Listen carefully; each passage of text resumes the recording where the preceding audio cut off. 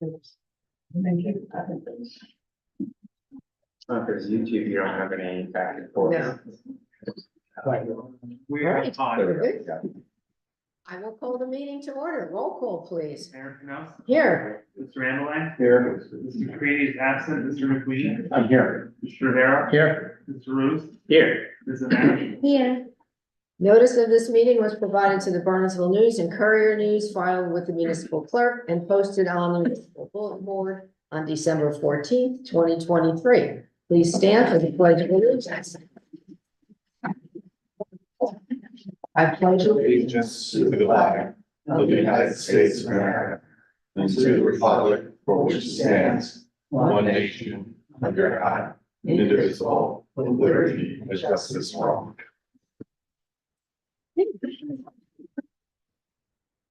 Welcome to the February 26, 2024 meeting of the Bernardsville Borough Council. This meeting is being conducted in person in the council chambers in Borough Hall, and it is being broadcast live on YouTube and on Zoom to make it as convenient as possible for residents to attend the meeting. Members of the public who are here in person and those attending remotely on Zoom will be given the opportunity to comment at appropriate times during the meeting in accordance with the following guidelines. Members of the public will be allowed to speak during the open sessions and during formal public hearings on the agenda, including public hearings on ordinances. Comments will be limited to 3 minutes per speaker, which will be monitored and enforced by the borough clerk. Comments containing offensive, profane, or indecent language or language constituting hate speech. Remote participants will be muted unless they are unmuted by the clerk, and remote participants will not be able to unmute themselves. The clerk will mute remote speakers at the expiration of their 3 minutes of allotted time, or if they make any inappropriate or offensive comments. All speakers, whether in person or on Zoom, shall state their name and address before making their comments. Speakers on Zoom shall activate their cameras so that they can be seen by members of the governing body and audience. Failure of the governing body to provide a live broadcast of this meeting or technological problems encountered during the course of the meeting that affect remote viewing and or participation will not invalidate this meeting or any action taken, including but not limited to the adoption of any ordinance, resolution, or motion. Okay. All right, the first thing I have is a proclamation honoring Eagle Scout Max Bozak, who will be having his Eagle Court of Honor on March 10th. Troop 150 is phenomenal, and they have cranked out more Eagle Scouts than I can remember from when my kids were back in Troop 150. They are a phenomenal bunch of kids. I think there's 3 more coming up after him. Yeah, I don't need to read this, do I? No. So I will present the proclamation to Max at his court of honor, and I also reached out to Senator Bramnick and Congressman Kane, who will also be giving Max a proclamation. So congratulations to him. Next on presentations, we have Megan Starter from Hawkins Delafield, who is going to speak to us about plant management. Plant management. I just want to stand on the X's and. Yeah. Great. Good evening, Mayor, Council, residents. My name is Megan Sartor. I'm with Hawkins Delafield and Wood. We also serve as your bond counsel, so you might be familiar with Bob Feinfeld from my office. But I am in the public contracts and procurement group. So I've been with the firm for about 16 years, and I would say for about the last 8 or 9 years or so, we've been assisting municipalities and sometimes municipal utilities authorities with the sale of their water and or wastewater systems to private utility companies in New Jersey. So it's my understanding that the town is in the very early stages of possibly considering selling its wastewater system. And have the benefit of having Nancy and Jack, who have been through this process in Long Hill. So it was a similar situation. They sold just their wastewater treatment system to New Jersey American Water. So I'm here to give you some info about the sale process, what time frame you would be looking at, There are two potential ways to sell the system for municipalities in the state. And I'm really just gonna focus on the one that involves a referendum. So in this, following this statute, the majority of the voters would have to either approve or not approve the sale of the system at the election in November. The other procurement statute is called WIPA. It stands for the Water Infrastructure Protection Act. And that really just applies to systems that are in distress, that have, a significant history of DEP violations, significant managerial issues, financial issues.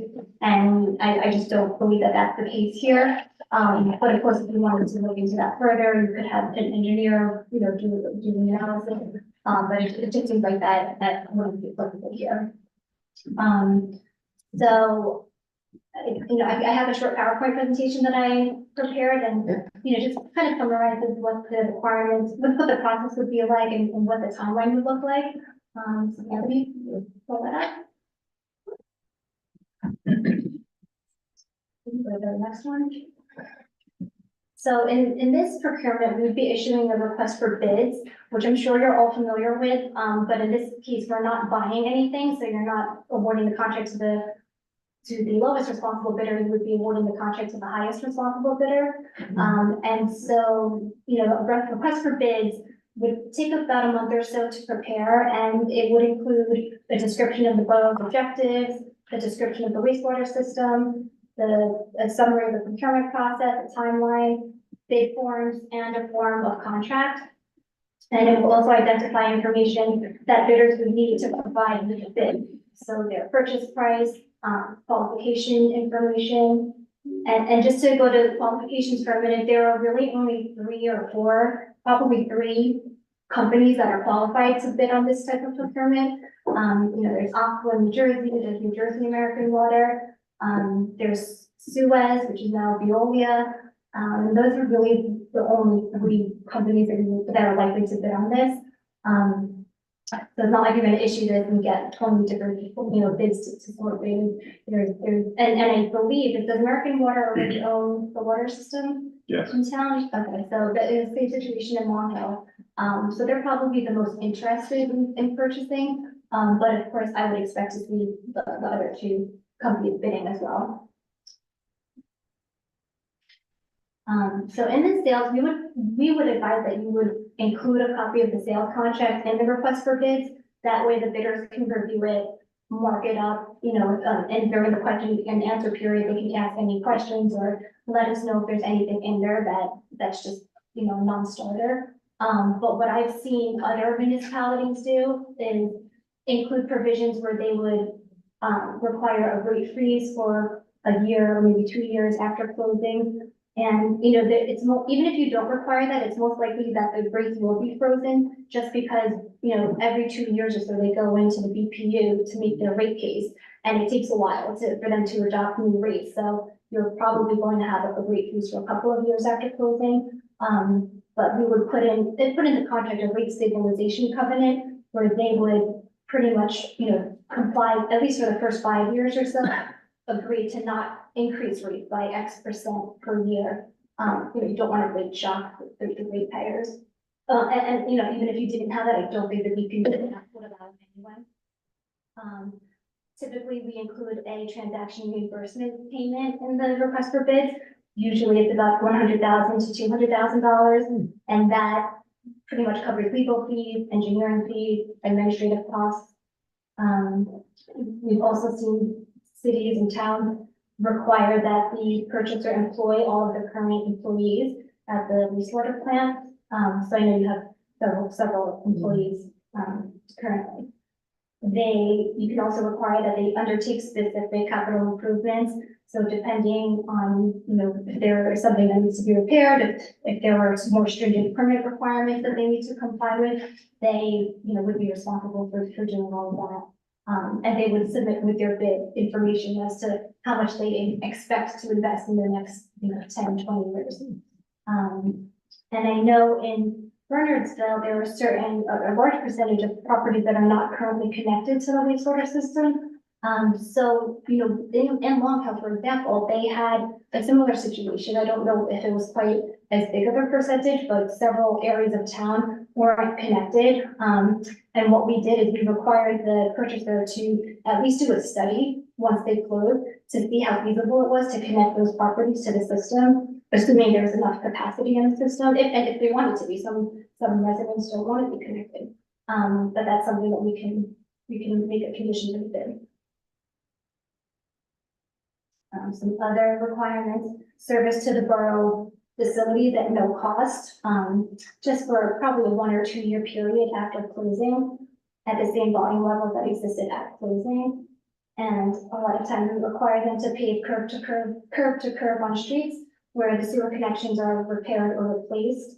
One other thing, and I'm not sure how your ordinance is currently set up, but sometimes if residents are responsible for repairs to the connection from like the main to the curb, once you sell the system, we make the purchaser be required to be responsible for that.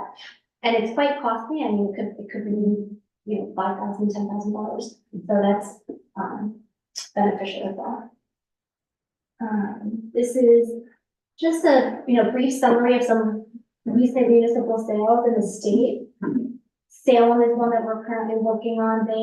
They just passed their referendum in November of last year, and they are probably going to close in June of this year. They actually, it was interesting, they started out doing the WIPA process because they have a distress system. They have, you know, and they met all the criteria that needed to be met. And at the end of the day, they decided to go forward with the referendum process, just, you know, for timing purposes, and various reasons. There's Somerville, Brook, Egg Harbor City. So far, Egg Harbor is the only WIPA sale that has closed to date in the state. And that I think, yeah, that was 2021. There's Long Hill, as we talked about earlier, Mount Ephraim, and Haddonfield, which I believe was the first sale back in 2015. And that was New Jersey American Water. So this is the tentative procurement timeline that I put together. If the town decided that you did want to move forward with issuing a request for bids and receiving bids, a lot of things have to happen before the election in November, just to get the ballot question submitted to the clerk on time. There's a mid-August deadline for when you would have to submit the question. So we're, you know, working backwards from the election day. Mid-November is when you would have to send the ballot question to the clerk. And before that happens, you would have to pass an ordinance. So you could do first reading in June, second reading in July, and get the ordinance passed. And that would approve the ballot question to be sent forward to the clerk. But, you know, the first step would be to, you know, decide if this is something you want to move forward with. Next, you would have to issue or pass a resolution authorizing the bid process. And I believe when I put this together, I looked at your calendar, so I used dates where you already have scheduled meetings. But of course, I know, you know, summer is coming up and people have vacations, so if needed, special meetings could be scheduled to pass the ordinance, and for the various activities. But I just highlighted some of the more important things in the timeline here, just to, you know, focus on what needs to happen. So assuming, you know, if the town wanted to move forward, March and April would be, preparing the request for bids, putting in those specific town requirements that you would want to see the purchaser comply with into the bid document, putting together the draft contract to attach to the RFP. And under the statute, there's a pretty strict advertisement schedule. You have to issue, you know, you have to advertise in 3 different publications for, you know, every week for at least 6 weeks. So it's a pretty onerous advertising requirement. But within those 6 weeks, there's a bidder question and answer period. And you've probably experienced this before with other requests for bids that you've issued.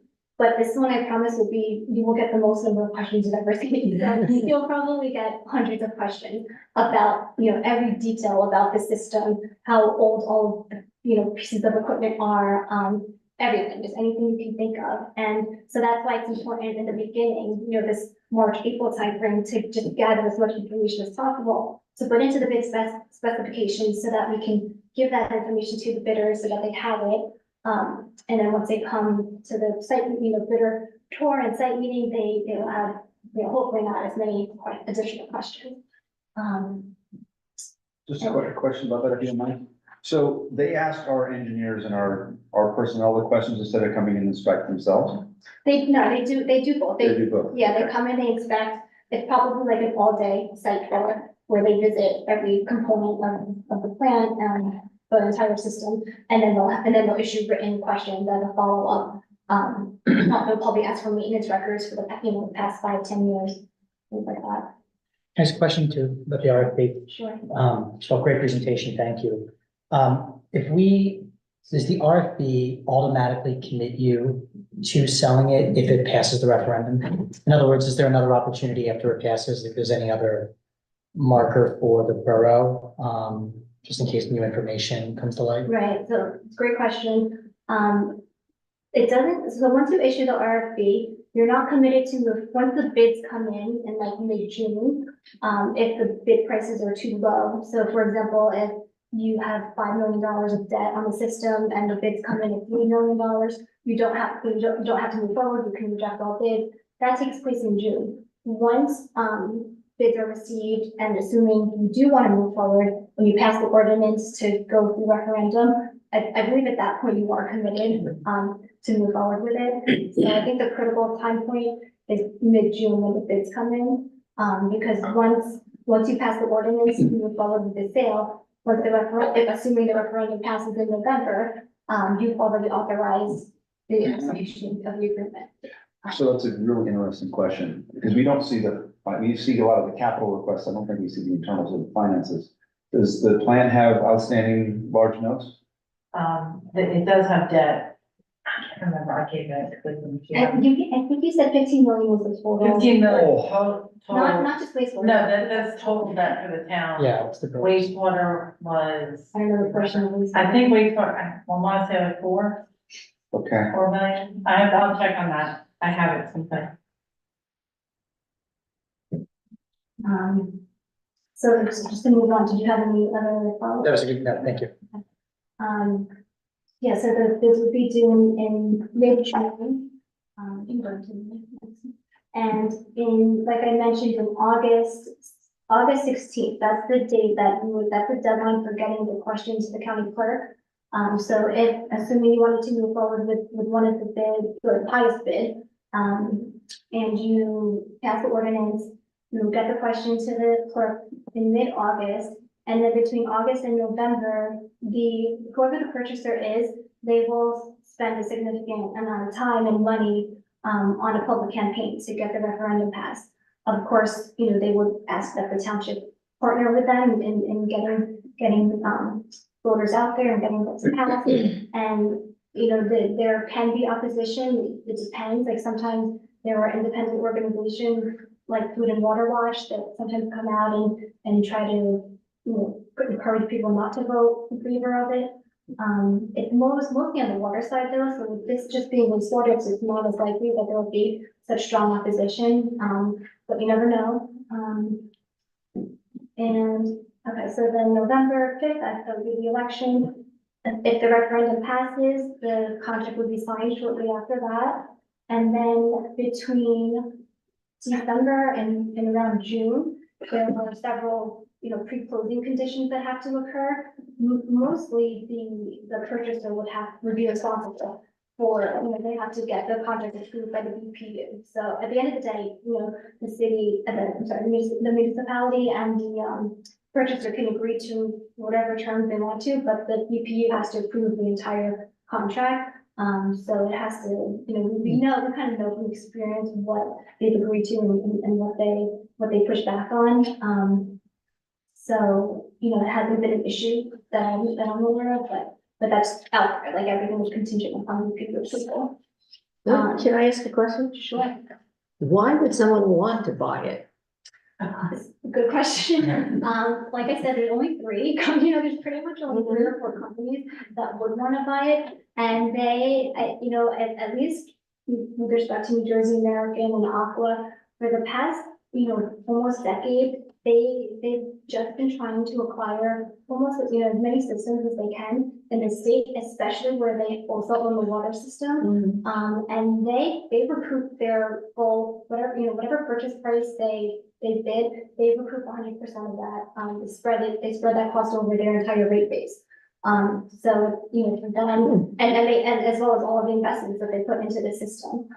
So it is very, and they bid quite high on certain systems. I don't know if you, recall that one slide where I had, 21 million for Egg Harbor and Haddonfield, I think was 78, and it's a small system.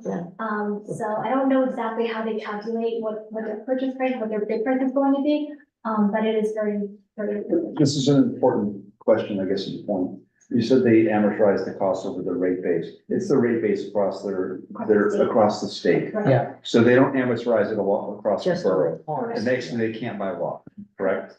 So if they spend $20 million, they may amortize that across 40 million lots. Right. And that's why it's easier for them to invest $20 million into your system, whereas it'd be much harder for the town to do that. Right. Because we would have to spend over just the township. So obviously, if you went forward with this, and I guess I'm looking at Nancy, we would clean up the balance sheet first issue that's over there. Are there restrictions like Green Acres does it go into capital funds? Are there any financial restrictions on whatever revenues remaining? Well, it requires that you have the sewer debt first, and then any other debt that you have. And I just looked, we actually have 22 million total, but 5 of it unfunded. It's that open space. I hope not to spend all of that, but, so it's guaranteed. Is that 17? So there would be nothing left over to go into the general fund. So it would just clean up debt. It would clean up debt, and by the way, because I know your next question is gonna be, what about bonds that aren't due yet? What you have to do to hire a company like Phoenix or somebody, and they hold money, They wash them. and you pay them and you're done, yeah. There's one last slide, just, issues to discuss in the event of the township wanting to move forward. And that first bullet is potential borough requirements. So like I mentioned before, there's that list of things that we can put into the request for bid, such as them being responsible for the main, from main to the curb.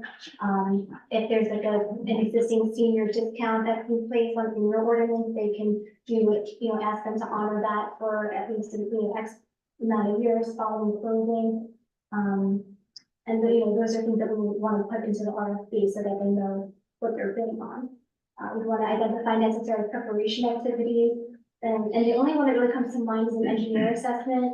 I don't know, Nancy, if you have anything currently, but if not, it might make sense to have an engineer go ahead and do, a condition assessment of the current plant and the equipment, just like a list of inventory. Because if you don't do it up front, they are going to come back and ask you all of those questions during that bit of question and answer period. And I think it's necessary for them to have that information in order to put the bid together.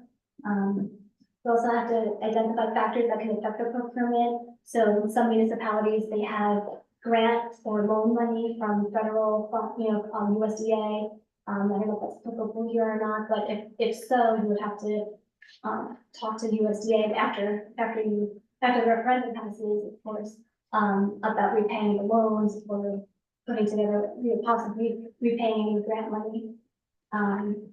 In some towns, there are portions of the collection system that are in other towns, so that may or may not be applicable here, probably not. But if so, sometimes those other towns have to pass ordinances allowing municipal consent to the purchaser to access access the pipes or whatnot. And permit issues, existing debt, which we talked about, capital modifications, and other things that might be unique to the borough. So that's pretty much it. If anyone has any other follow-up questions, I'm happy to still answer. Did you want those issues discussed tonight? I have a question, general question about, you mentioned acquisition before about from different organizations. maybe residents as well? Like, what opposition have you received in the past from other? So in the past, there's, general opposition to just privatizing, period. So, sometimes certain residents, or it's not really the water wash, not really the organizations that are against it, but, a lot of times they want, they see the water and wastewater system as an asset of the town, and they want the town to continue to own it and control it, because once you sell, it's permanent, you can't, buy it back. So it's pretty much the loss of control. That's their major issue with it. I'm sorry. I was gonna say, Long Hill was based part on misinformation because that was happening. Word got around that the Long Hill was going in the bubble that if they didn't sell the plant, they wouldn't have to build any more houses. If only. You realize you just said that in public, so now that rumor just started here, right? So what happened is Long Hill, they said that, they thought they were talking about plan improvements needed, but then the township committee adopted an ordinance, the bond ordinance for $7 million for the improvements that were required by DEP and calculated the rate increases that would be needed. So the referendum was voted down in 2016 and 2019, it passed 2-1 once the misinformation was. That's right. I Yeah. mentioned that in Long Hill, they tried to do the referendum first and it didn't pass. And then 2 years later, they did it again and it overwhelmingly passed, because at that point, the township committee passed an ordinance increasing the rate significantly. And that. Yeah, to do the infrastructure. So, how many other towns are out to bid right now? And then another question is like, how many have gone out to bid and either have been rejected or no responses potentially, where like, Right, to my knowledge, there are no other towns that, there may be a dozen towns right now that are in the exact same position that we're in, because this is really the critical time for planning, because if you want to get this on the ballot in November, X, Y, and Z have to happen, you would have to issue the request for bid by latest early May. So this is really like the planning phase, I feel like, for a lot of towns. We won't really know for sure until May or June, what towns actually went forward and issued the request for bid. I am personally not, working with any other towns at the moment for this year. We're working with Salem right now, who just passed their referendum in November 2023, and they're, closing, in June probably this year. In the past, I would say there's probably a dozen or so that have done it already, that have closed between 2015 and now. Starting with Haddonfield, that was the first one.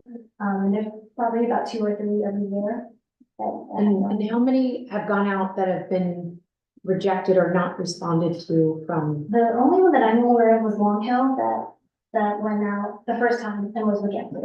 And then when they got the second time, it did pass. I know there's at least 1 or 2 others that have also gone out and the referendum failed, and then they just, decided not to sell it at that point.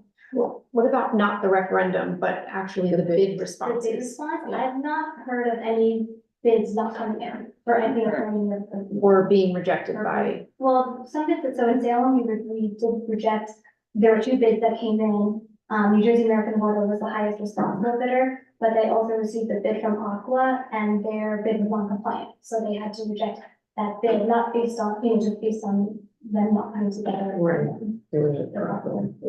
Question, I guess, for all 3 of you, for the benefit of the public, what are the pros and cons of the decision? Well, speaking from experience, if you have an under-functioning plant, the management of the plant is kind of a nightmare, and the amount of money, it's a money pit. We don't have that here, but it's an old plant. We're looking at spending, $750,000 on like a pump next year. Which, by the way, Leslie texted me because I asked her, and she said the sewer plant, I was way off. 870,000. Okay. That's just the sewer plant, but the rest of it was right. Anyway, another major advantage to selling is that in my opinion, town should not be in the business of managing sewer plants. Companies like the ones that Megan mentioned, it's all they do. And so they know how to do it more efficiently, more effectively, and provide better service to residents. The pipes in the road are old. I know that in Long Hill, as soon as the Jersey American bought it, they came and they relined all the pipes, which is a multi-million-dollar thing we never be able to do. Another huge advantage is the ability to pay off debt. And here, there's no way it would be all of the debt, but it would be a significant portion. And so what it does, it opens up so much money in your budget that you currently use for debt service to be able to buy capital, not, everybody's like, well, you should lower taxes, but then that creates a hole in your budget. So really what you can do with it is you should be able to reduce future budgets by using that money that you would have spent on debt service on buying things like capital, so you don't have like one-time revenues coming in. So to me, those are the advantages. The disadvantages are that the employees that are there, while they do get most times better jobs, better paying jobs, perhaps better pensions, they lose the time they have in the pension system. They do take their contributions with them. So that's the downside for them. The downside from resident perspective, which I have not seen really come true, is, well, now we lose control of, the rates. And that's not necessarily true because, first of all, the Board of Public Utilities has to approve all rates. A disadvantage, no offense to anybody here, but a disadvantage to having the governing body set the rates is you want to keep them low because nobody wants to have to raise people's sewer rates. So as you keep them low, it kind of eventually ends up hurting the sewer plant because you don't have the money that you need to put into it, in order to keep it going. So. Well, can I add, because look, I've unfortunately or unfortunately been through a couple of rounds in the finance committee of rate change approvals of also dealing with capital expenses on the plant itself. A big piece of this that is, I want to make sure that residents understand, is amortization of costs across a giant population. She was talking about a $750,000 pump. When you divide that by 3,000 or 3,500 homes, those things are real and the plant is getting old. How many connections though are there versus number of homes that we have? Oh, there's only about half. So there's about 1,800 connections, and I believe there's a little more than 3,000, 3,200 homes. It's almost exactly half. Yeah. Because up on the mountain, there's, septic, there's no sewer. If we were to put a requirement in the bid to serve, to expand the sewer to other neighborhoods that may be on septic at this point, wherever they are, is there any restriction? Because it sounds like we have to pay debt down first.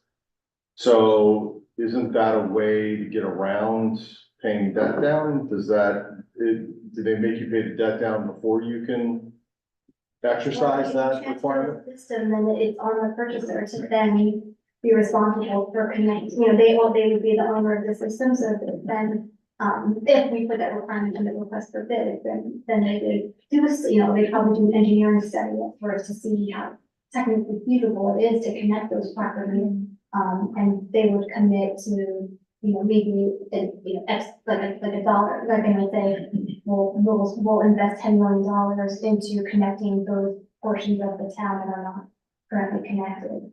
So hypothetically speaking, I don't think we're gonna do this, but I just am curious so if we put a requirement in saying you have to connect every property in Bernardsville, and they come back to us and they say, well, we'll pay you $1 for the sewer then you really only have $1 to go after the debt service. You still could execute. It depends, that's what the question and answer period is for, because, we can put that in the document, we can put that in the contract. They might come back and tell us during the question and answer period, it's not possible. Got it, okay. Yeah.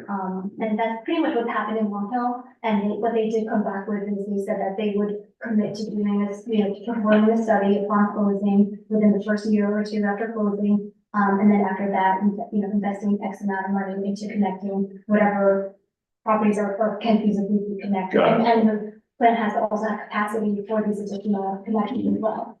Yeah, Long Hill requires 95% of the county's sewer, but they have a rule of thumb, they have to have so many connections per linear foot. Yeah, So Vernon or Long Hill doesn't have the amount. But we can maybe So do they it. would not, it wouldn't even be practical. yeah, no, I understand, I just, Should we ask them to do an assessment as to where it might be practical? Because obviously we have areas along 202 that aren't connected. Yeah, I'm Yeah. sure Megan is. And Mount Airy. informed. Yeah, yeah. I get a lot of people on Mount Airy, Dayton, Preston, yes, that area. Yeah. You can throw a baseball out here at my house. That I don't know. seems like, if, the feasibility study to me seems like a major, major plus. you Right. know, Because I get a lot of questions and I don't wanna say complaints, but requests for people that wanna hook up. Well, some of them are still on cesspools back there. Can you do that as alternate or? It's after with the request for bids, because it's hard to compare, apples to apples, with the alternate. We could try to figure something out. The only problem is that, these assessments take time. So, it might take them a year or 2 years to do this study. And then at the end of the 2 years, they might conclude we can connect 20% max, and it's hard to, you can't really select based on. We can definitely put the requirement in. There's just not enough time to know beforehand if that's feasible. You could independently have an engineer do that assessment before you issue RFP, if you want to have a better idea. That's something that. I wonder if that's been done already. There are some, I don't know about the feasibility. But I think that might be, for some neighborhoods. It's John, very possible. May John have- John has a lot of cause he information gets that, so many requests, I can't. yeah. Oh, I'm sorry, another thing that we're talking about, how much capital. We just, I think it's on this agenda, or the last one, where you're entering into an agreement with Somerset County, to fix the Morrison Avenue pump station, and that is $750,000 just for that. Yeah. Unfortunately, we got a grant, that was from back from COVID money, but if we didn't have a grant, that would be money that we have to spend. no, we don't have to pay that back if we were We do to, not have to pay them. And, we're supposed to have, we have to be outbid by the end of the year, so I don't even know if they decide to do this, how that would be impacted. Just a little context on that, which I think is important. That's approximately a 5% hit to a municipal budget in out of pocket. So, we try as a council to maintain the tax base increases less than, we try to shoot for 2 to 3%. If you have a 5% out of pocket that is sudden, all of a sudden those possibilities go away very quickly. In that case, you would probably be raising the rates because of the kind of super. We would have raised the rates to Yeah. offset the tax rate burden.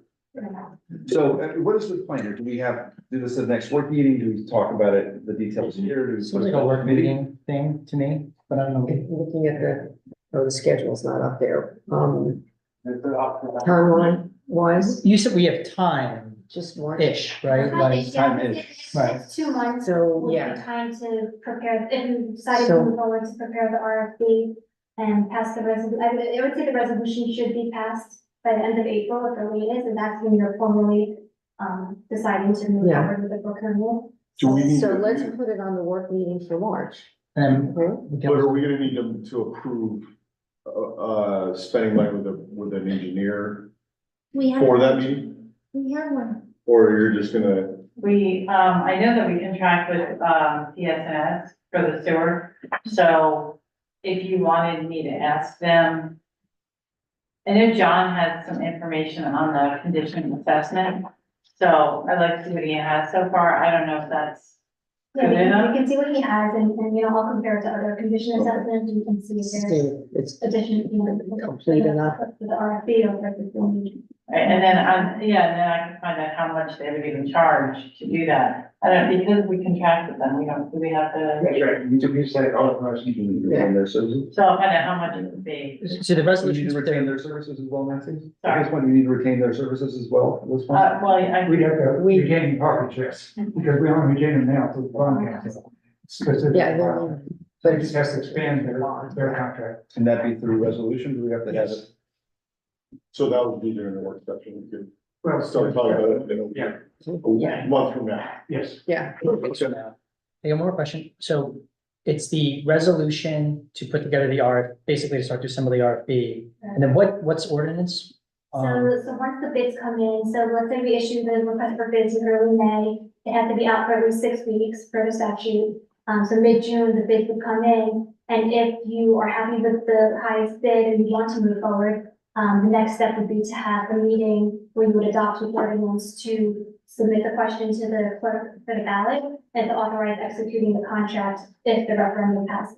So the only formal way for the public to engage in the process directly are the election and this ordinance, the public hearing. Right, so the ordinance would be there, well, the resolution, I guess, in April, would be the, you know, the There's first opportunity. all those public meetings. Yeah. Oh, there is. Okay, that was my question. So- What are the public meetings? The winning RFP, the company usually does public meetings, they told us. Oh, okay. Yes. Okay, thank you. Yeah, Got so it. so between, once you adopt the ordinance and before election day, whoever the purchase, whoever the winning bidder is, they will have a pretty aggressive campaign. You know, town hall meetings, knocking on doors and really just trying to get the word out there, and try to get as many doors as possible. Considering that we only have about 50% of our residents on, referendum originally would sound great. Right. But why would the other 50% care unless they were in this feasibility range that maybe they could get on sewer if they wanted to do that? Right, at least Nancy and I spoke about this, it's a good question, and they might not, you know, they might not vote, they might not care. I don't think they would be against it because it doesn't hurt, you know, it wouldn't Doesn't hurt them. affect them. I would think that one reason they'd be in favor of it is because it would free up so much debt. And you would pay off so much debt and then it would free up the budget for other things that might affect them. Yeah, I mean, and if we have been charging across all tax base for improvements to the sewer, but then only getting, We haven't been doing it. It's all this. Connection. it's only been the utility. Okay. Sure, yeah. Right, so I don't think it would negatively impact them, but it could potentially positively impact them. Okay, thank you. But as long as they need to be educated about that, because they, you know, they might just assume it doesn't affect me, I'm not connected to sewer. And again, whoever the purchaser is, they will make a strong effort to get them at least to, you know, to make it that type of function. Just to put this, I guess, in the back of Nancy's head, as we're thinking of this, is there anything that's structurally that we can build? It's a god awful eyesore as you drive into this town. Is there anything structurally that we can build in this RFP where they can improve either the aesthetic, cover it? I don't do wastewater management for a living. But Yeah. as we're thinking about it, is there something structural that that the town could never do to make it go away? We can, but it doesn't sound like a huge investment, so Yeah. I think it's something we'd be happy to do. Again, they will recruit it. Anything, just a Whatever. block, you know, to. Like I mean, maybe like those balls they put up on, you know. On the highways. I don't know, something that's nicer than it is now. Yeah. If I could just for 1 second, I just wanna, just clarify something I said. I said that one of the advantages was that a private company could run the plant better than the town can. That was not, disrespect to our employees, because they do a great job. It's just that this is their business and they have way more resources. They But our, buy 5 pumps, not just one. right, and so our plant guys are great. And they don't have our DPW digging the hole. Yeah, all right, we're good. So we'll have this on the work meeting for March. Okay. Thank you. Thank you so Really much, appreciate it. Brandon. This Thank was you. a lot of good information. And feel free to follow up if any questions come up in the meantime. I'll be happy to. Thank you. And actually, did you have her presentation? Maybe you could get copies of it. Yeah, Hey, everyone, thank you. and post it on the Borough website. Yeah, maybe put it on the website so people wanna see it. Okay, Are we allowed by law to chop up public fields? So if we wanted to just post that section of the public meeting? Could we just post that in a special place? What, the presentation? Just the presentation and the interaction that we just had, that Sure. 15-minute segment?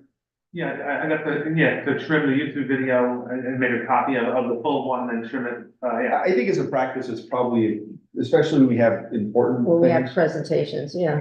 This is a good So that idea. way, if somebody wants to find it, it is called initial meeting.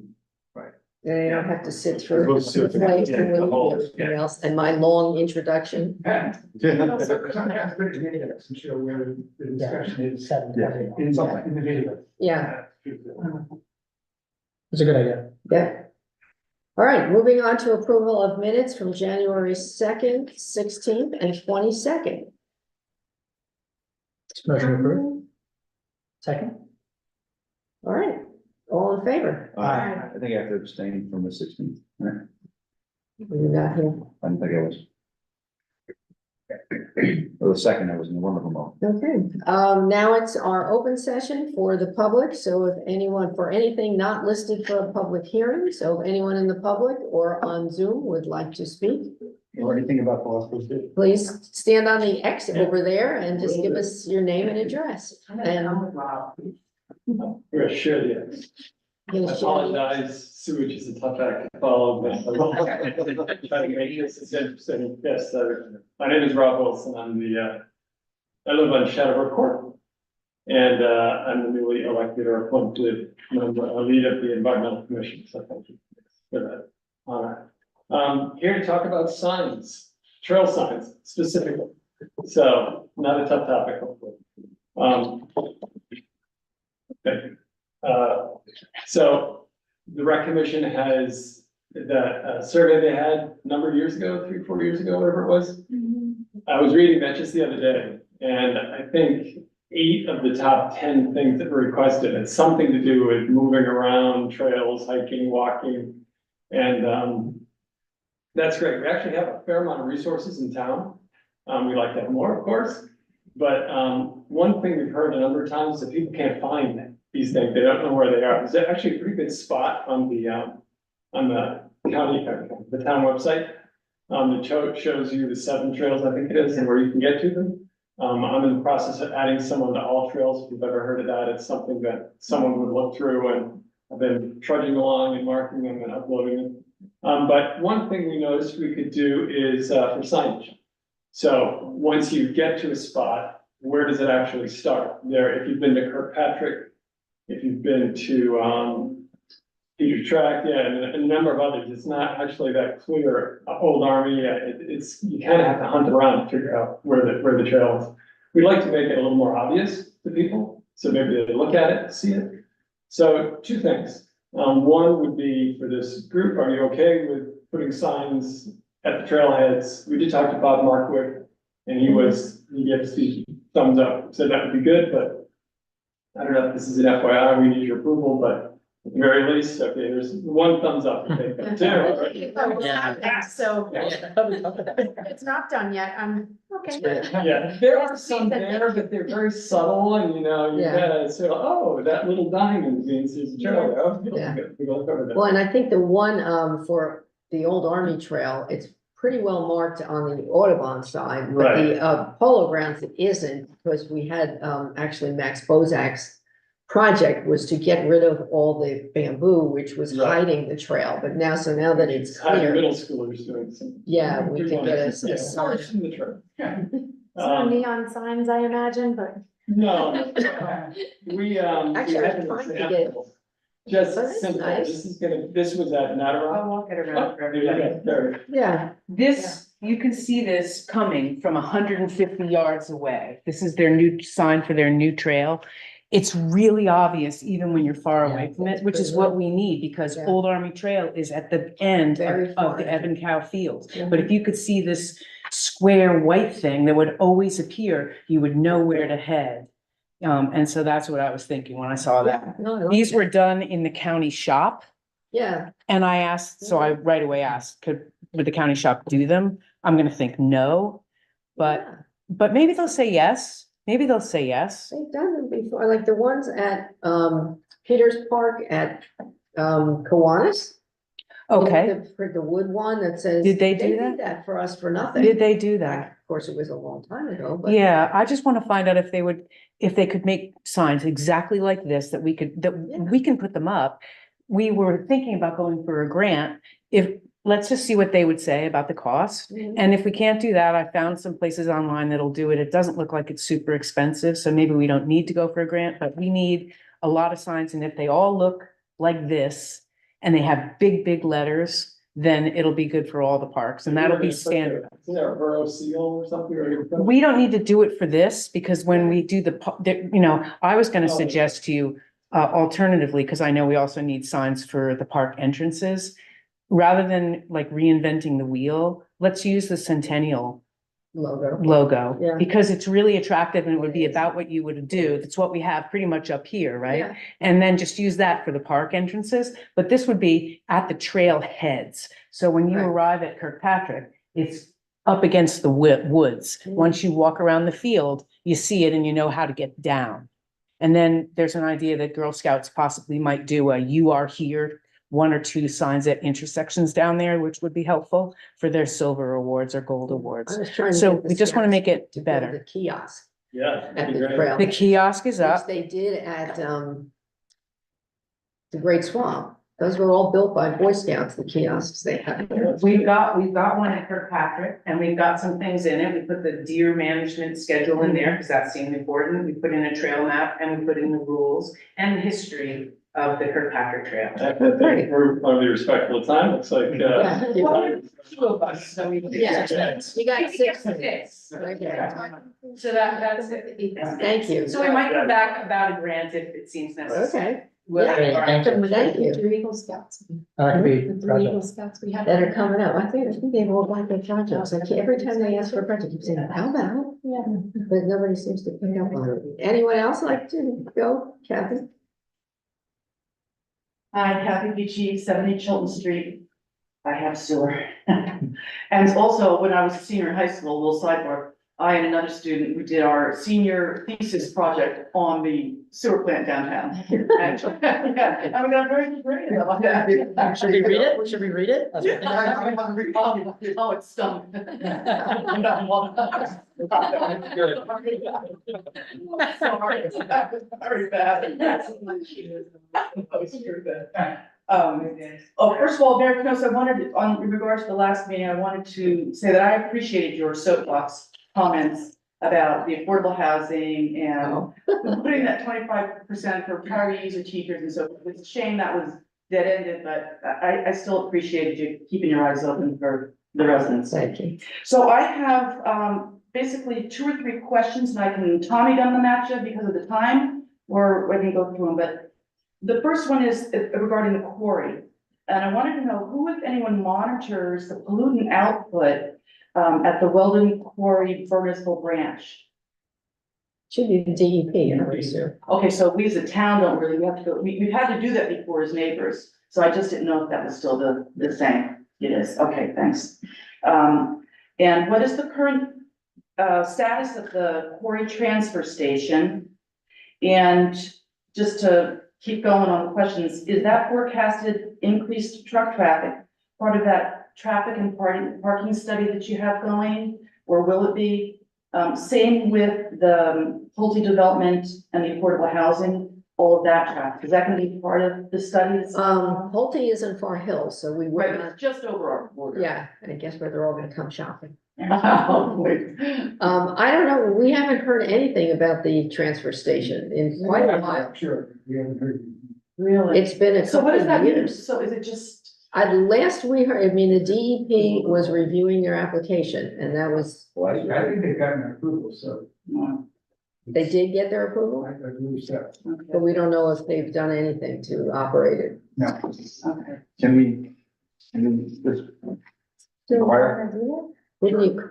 Yeah, Yeah, I mean, sometimes you think, just let it, keep I know. quiet, but I just thought, what's the status of that?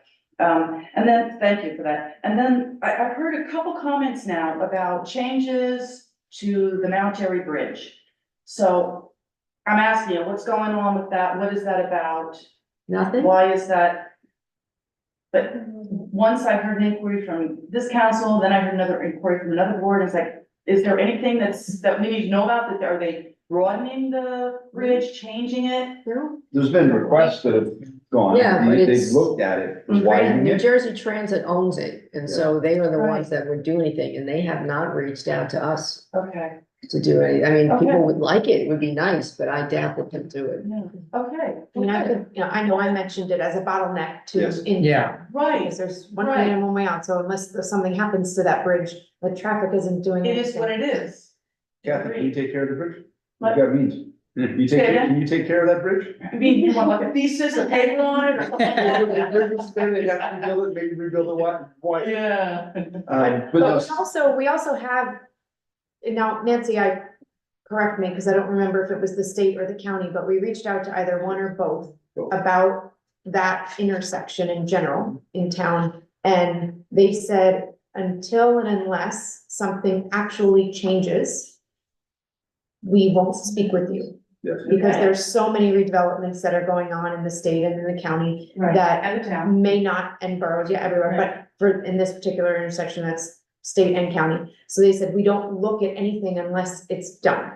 Because with all of the proposals that are happening, they're like, that we'd spend all our time on things that are never gonna happen potentially, for the most part. And I don't think I'm overstating that they've told us that we don't have a problem, so They have, yes. Okay. that we don't have a traffic problem, so go away. I want to see a traffic problem, go talk to somebody.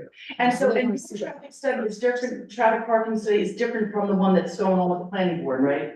Yeah, Yes, they they're hired, the two different planning board, animals. they hired a traffic engineer Right. to evaluate that proposal. Yep. We hired a traffic and parking engineer to evaluate The whole movement- town. Everything. Movement and That's parking. why I throughout the wondered entire town. if the people, the firm that you hired included like the Pulte just over there and all the affordable housing that we know is gonna be Yeah, here. I don't know if they, I mean, they would in the future projects.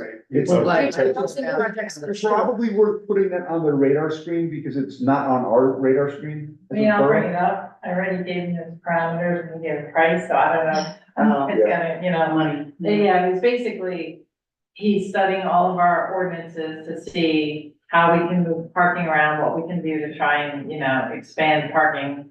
And that is in light of the development that is on the table right now in town, not, you know, Right, well, that's good. yeah. It's a Well, start. I think Good. our goal is to just see it sufficient or not, like Right, Parking wise. how sufficient is it, how insufficient is Yeah. it? So if we get that, then we'll know, new development would be bad or wouldn't, per se.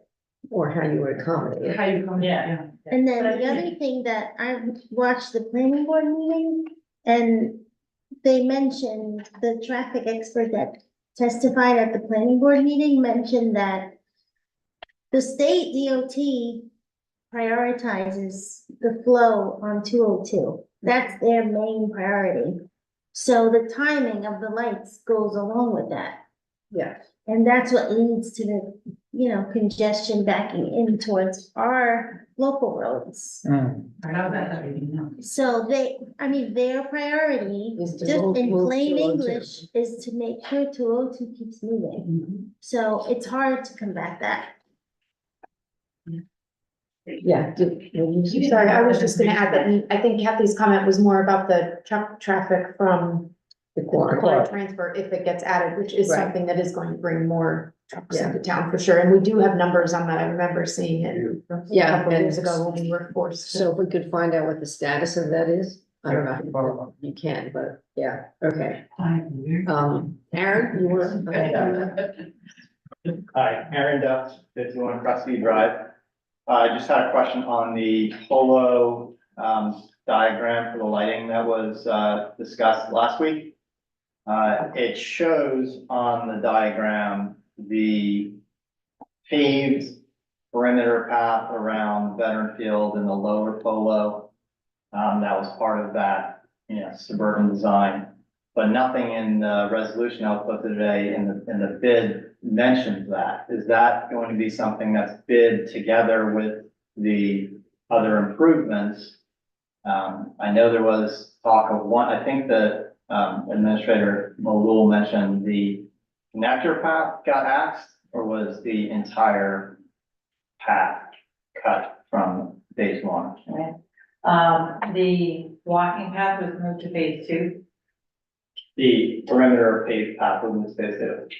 And that was, done in finance committee decided that. Public Works, right? Public Works. is I making feel like we recreation discussed, findings. I feel like we discussed it in both, In Yeah. both. because It's just the that, funding you. right, because that alone was, I want to say it was like $500,000. So I think that. For the phase path or for the connector, the phase path section? The When you connector- say connectors, I would, The one up to, oh, well, it's here. the one up to, Old Army. So that's the loop, that's the paved loop. It doesn't even show up on here, the one that would go out to Old Army, that would go past Cow. Yeah, I don't That know was about bad that. anyway, we should get rid of that. I know. On the paved path, I mean, personally, I, like, that was always a big part of this project, the improvements at Polo. Phase one project. I remember sitting down with, your predecessor, Tom, Cherniewski, going over all of the different, funding formulas that, the rec was looking at. He mentioned with the revenue stream that comes from open space tax, over 450,000 a year, that we could afford to finance 13 million was the number he came up with, and recreation, improvements. And my concern, as I expressed him and expressed as council, was that we had very high dollar, capital improvement projects up at the sports fields that would potentially be crowding out the investments in trails, walking, biking, hiking, parks, all of the high priority, survey items for the community. And Tom C said, absolutely not. There's absolutely no financial impediment to moving forward with all of these different projects, which for me, it's fun. Like, I like even Snack Shack. I like, I think LED lights make more sense than diesel generator lights. But if it's gonna be crowding out these other higher priority items for your taxpayers, I think when these bids come back, I think there should be a broader discussion about what funds are available. This is now a financial decision. That's not, we have enough money for everything. Everybody gets what they want. I think that prioritization discussion needs to happen when these bids come back and find out how much we're actually paying for these projects that have ballooned in cost. And what's left for everything else, the pool, your path, your parks, your trails, all of these things. And I also think this should all be done in context or should abide the planning board's opportunity for careful consideration and public hearings and hopefully adoption of the Parks and Rec master plan. That's their job. So I think before these real big high dollar investment decisions get made, if there is a prioritization to be done, they should abide that board's exercising a statutory function. I just Thank make you. one comment on that. I do think we talked about it. I have down the May 22nd meeting of last year, where we talked about phasing, listing out all the different projects, pavilion, lighting, construction of walk-up path lighting. And I do know that there was a recommendation for finance as to, based on the budget, how we could phase it. Because Nancy may be able to answer this better, but we wanted to essentially make sure that the money that we had coming in every year was essentially going to be helping us pay forward and using some cash towards it too. And so I only submit that because I do think it's very fair that we continue to revisit that. I do think there was a public discussion about it in the middle of May last year. Could be wrong with the date, just what I have in my notes, where we talked about how we're going to phase the various improvements and also the sequencing necessary, like getting the conduits and everything in the ground for the lights, trying to dig that all up before we made larger improvements overall. So I think it's always good to revisit that publicly, but I do think that there was a discussion about. But I think Nancy, from what I recall from the working meeting last week, the lighting that's going from the parking lot between the tennis courts and the football field and around the back of the football field, if you go by the bleachers, was staying up until the football field ended. But you cut out a couple that were kind of going past it so that it didn't look like it was a path to nowhere, that it wasn't finished. Well, so there are a total of 15 lights. I don't know, can you bring it up? It's on our website right now. So there's, what I did is I took the plan, this plan that we looked at last week, and you would ask me just leave the lights on that we are putting up in this phase. So I changed it around, I, okay, good to do that. I gotta share it though. Okay,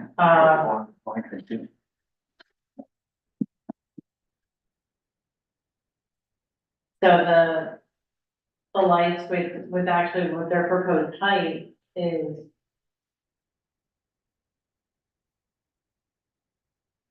You see, it's the sports lighting around the turf field. Yeah.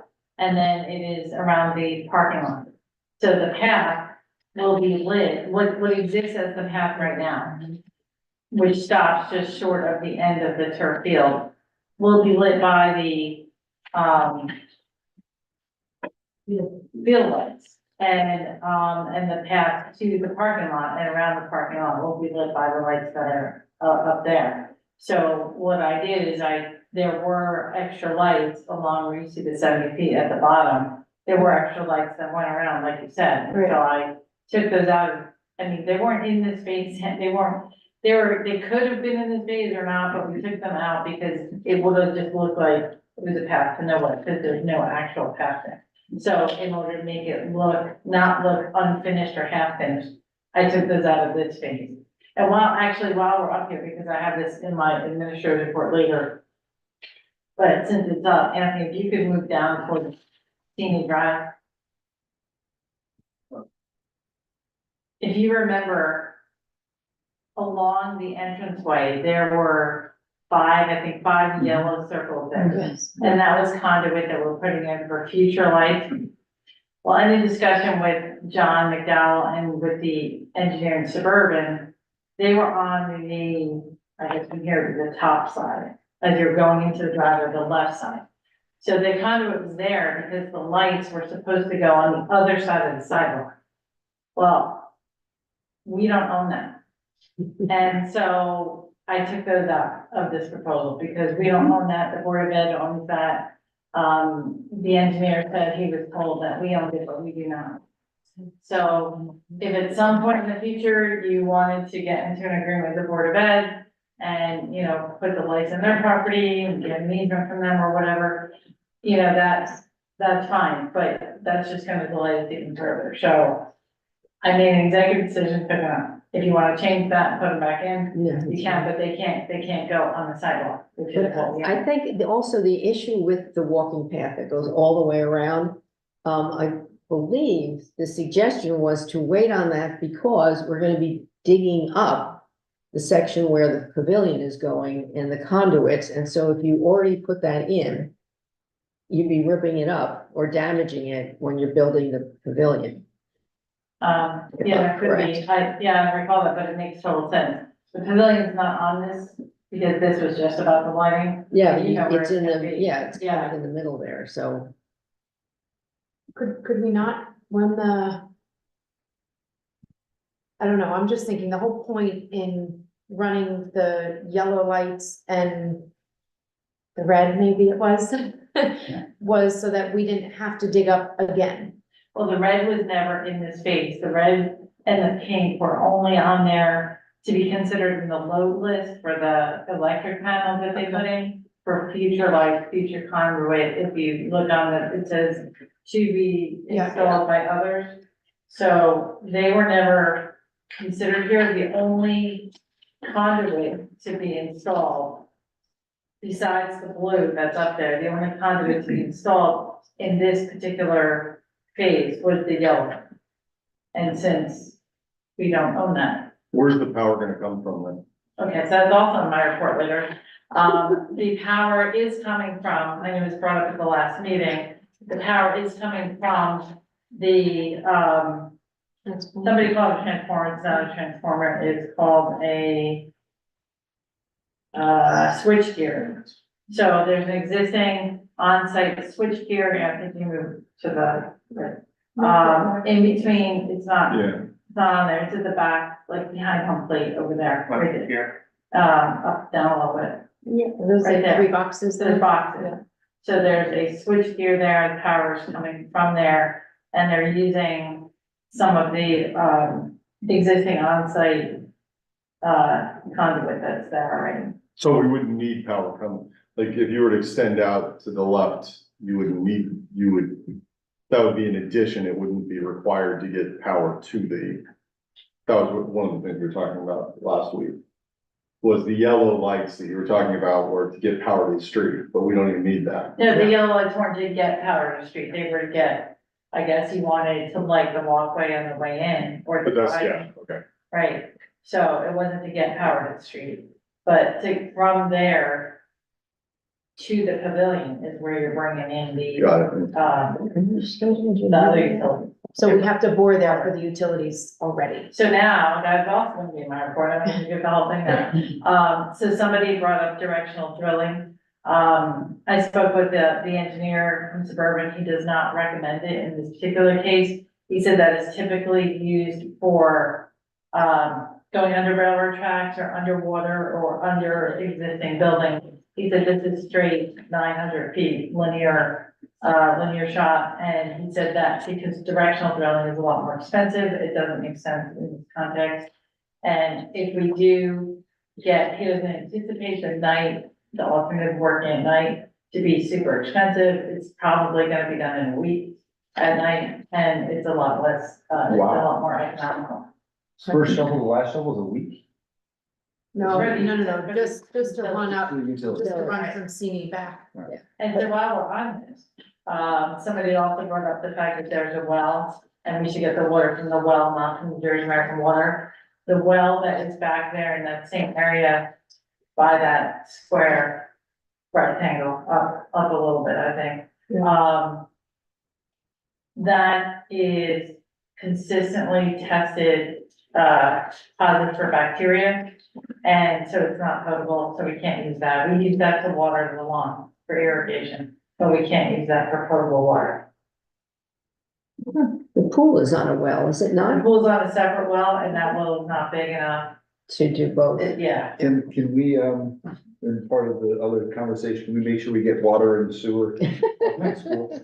Water and sewer up in the school is part of the other. We gotta pay a water bill, you know what that water bill would be for the pool?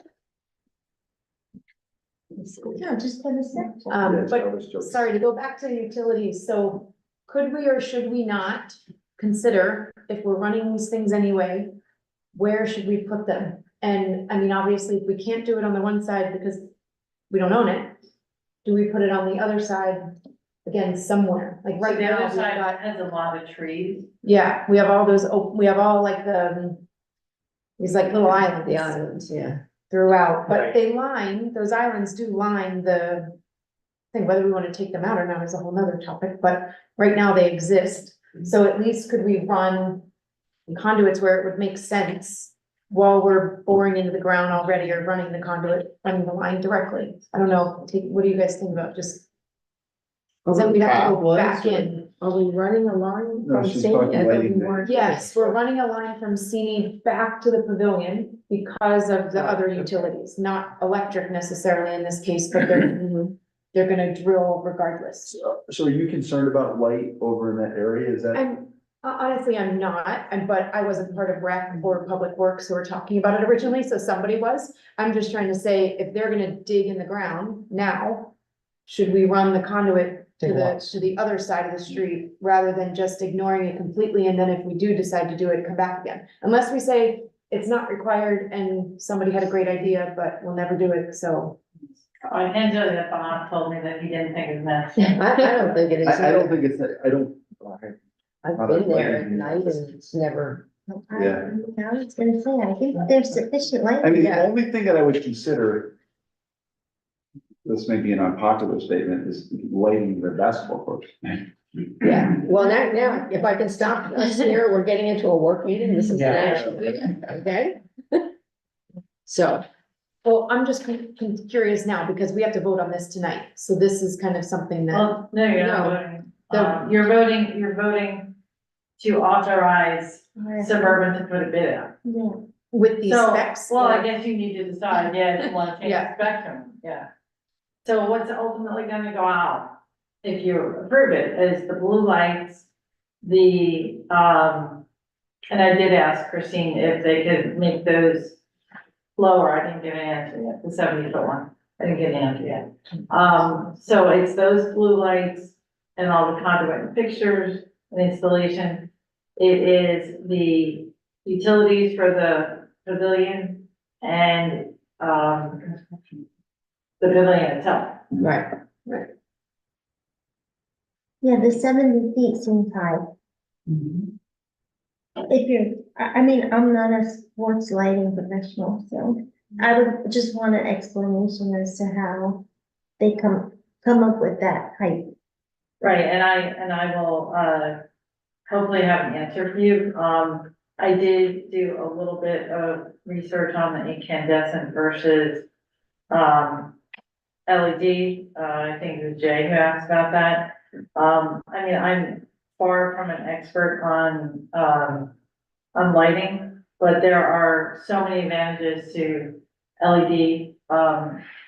Apparently incandescent bulbs last between 900 and 1,000. Yeah, that was a weird question. LED makes sense. No, yeah, and the Okay. 70 feet, I'll just add that it's for, I think, from a lacrosse and other, all the different types of sports perspective, because right now lacrosse doesn't use portable lights because they don't go high enough for them to play. So I think that's part of Yeah, each sport has a different. where the height 70 comes requirement. from. Yeah, so we could just get those requirements. I'll ask him, yeah, I know it did, I was reading how it impacts the beam, the directional beam, how it comes down, so the taller you get this. So, but I'll send the information when I have it. Yeah, But back to Gina's question, do we light, because really what you're talking about is lighting that parking lot. no, well, it's the driveway in and that's the pool parking lot. Yeah, and the full parking lot. It's really just, do we run the wires in order to light, where the islands are. Can we put it as an optional item in the bid? As a, As a Alternate? menu? The conduits, as an alternate. what, the conduit on the So the kind of like, right side? just going back to where we were talking about the phasing of the work, like we had a list, how we wanted to tackle these projects in order that we talked about last year. And the lighting of the tennis courts was low on the list, right? If we went pavilion, the lighting that we're talking about now, then the walking path was next. So like we had already talked about it as a council, the order that we wanted to tackle these. So I think if we're talking about putting the conduits in, or putting that in an RFP, that's fine, but I think we should probably stick, maybe if it's worthwhile putting a working meeting, like a reminder of how we wanted to phase all of the work that were gonna occur at the polo grounds. Yes, just that the working meeting had something different than what we're approving tonight. So I want to clarify that everybody's still okay. Right, okay. Because it was a good point, Yeah. because I didn't even realize it, to be honest.